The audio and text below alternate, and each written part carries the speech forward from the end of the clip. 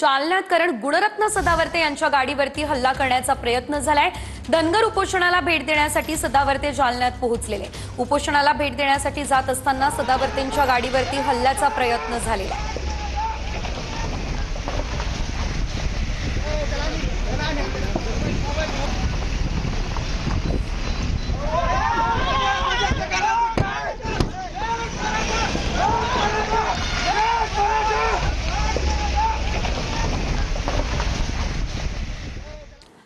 तर हल्ल्यामुळे मला कुणीही थांबवू शकत नाही असं सदावर्ते म्हणाले। हल्ल्यामुळे धनगर बांधवांचं आरक्षणही कुणी थांबवू शकत नाही असंही सदावर्तेंनी या दरम्यान म्हटलेलं।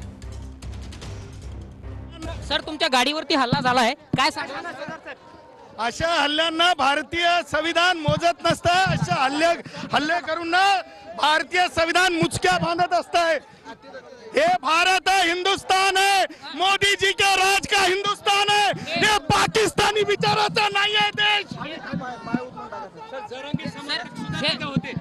कोण होते लोक, काही माहिती मिळाली? जरंगेचे विचार हे पायाची माझ्या धूळ आहेत। बाबासाहेब आंबेडकर आपण पाहतोय की काय झालं होतं?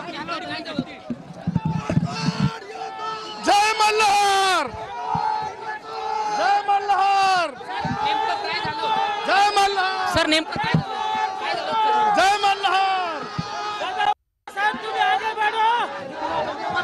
सर, नेमकं काय प्रकार झाला? हल्ल्यांनी सदावर्तेंना थांबवू शकत नाही आणि हल्ल्यांमुळे माझ्या धनगर भावांचं आरक्षण कोणी थांबवू नाही। कारण मा अहिल्यादेवी होळकरांचे आम्ही वंशज आहोत। आम्ही डॉक्टर बाबासाहेब आंबेडकरांचे वंशज आहोत। हे तुम्हाला सांगू का, हे अलीकडे महाराष्ट्रात कुठंतरी काहीतरी घडतंय, हे महाराष्ट्राला न शोभणार आहे।